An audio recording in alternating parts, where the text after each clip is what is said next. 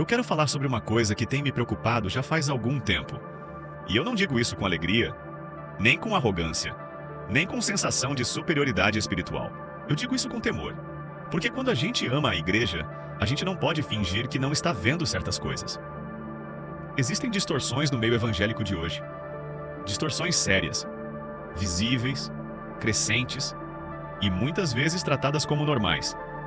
E eu não estou falando de diferença de estilo, de tradição, de liturgia ou de costume denominacional.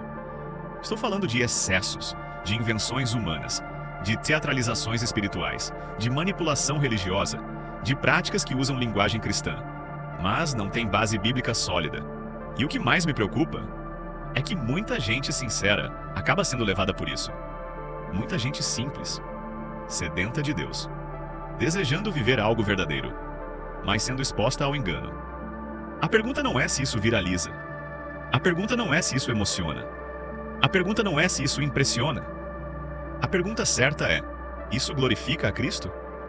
Isso está de acordo com a palavra de Deus? Isso conduz ao arrependimento, à santidade e à verdade? Ou isso só produz espanto, emocionalismo e confusão?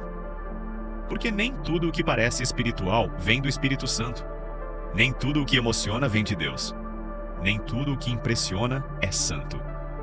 E nem tudo o que acontece dentro de uma igreja pode ser defendido só porque aconteceu num ambiente religioso.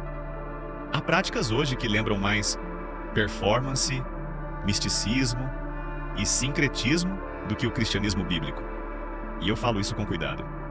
Porque eu sei que existem pessoas sinceras no meio disso tudo, mas sinceridade por si só não transforma erro em verdade. Boa intenção não santifica prática estranha. E zelo sem conhecimento continua sendo um problema. A Igreja de Cristo não precisa de encenação para ter poder. Não precisa de figurino para ter unção. Não precisa de atmosfera fabricada para ter presença de Deus. A presença de Deus não depende de performance. Depende da graça de Deus, da verdade de Deus, da centralidade de Cristo.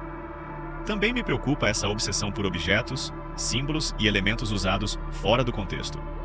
Arca, shofar, talit, túnicas. Símbolos transformados em instrumentos de poder. Mas o Evangelho não nos ensinou a confiar em objetos. Cristo é suficiente. Na nova aliança, nosso acesso a Deus não passa por adereços sagrados. Passa por Jesus. Quando símbolos viram fetiche religioso, o nome disso não é profundidade espiritual. O nome disso é confusão. E confusão espiritual, quando não é corrigida, vira escravidão religiosa. Também me preocupa o crescimento de supostos profetas que, na prática, mais exploram do que servem.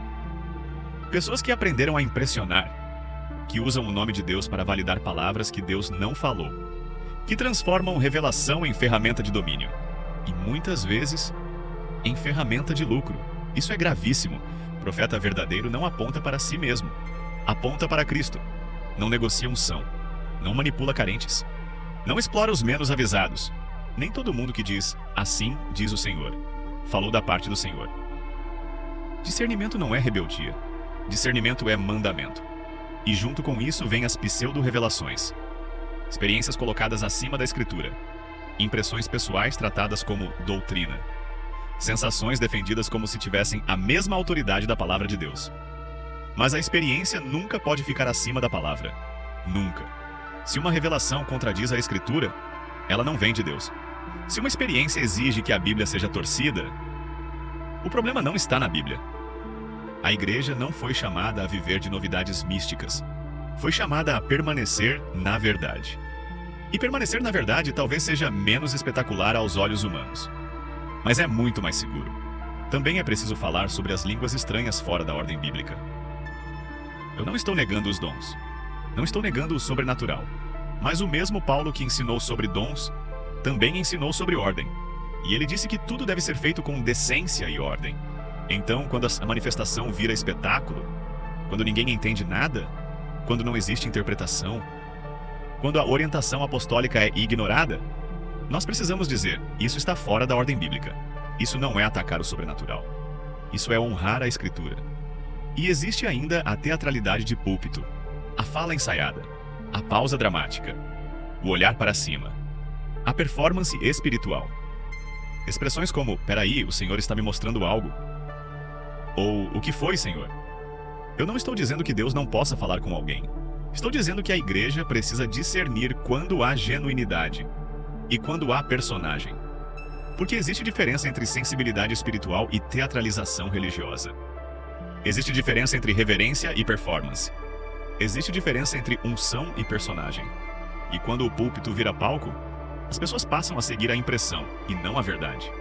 Mas o evangelho não precisa de truques cênicos para ser poderoso. A cruz já é poderosa. A palavra já é poderosa.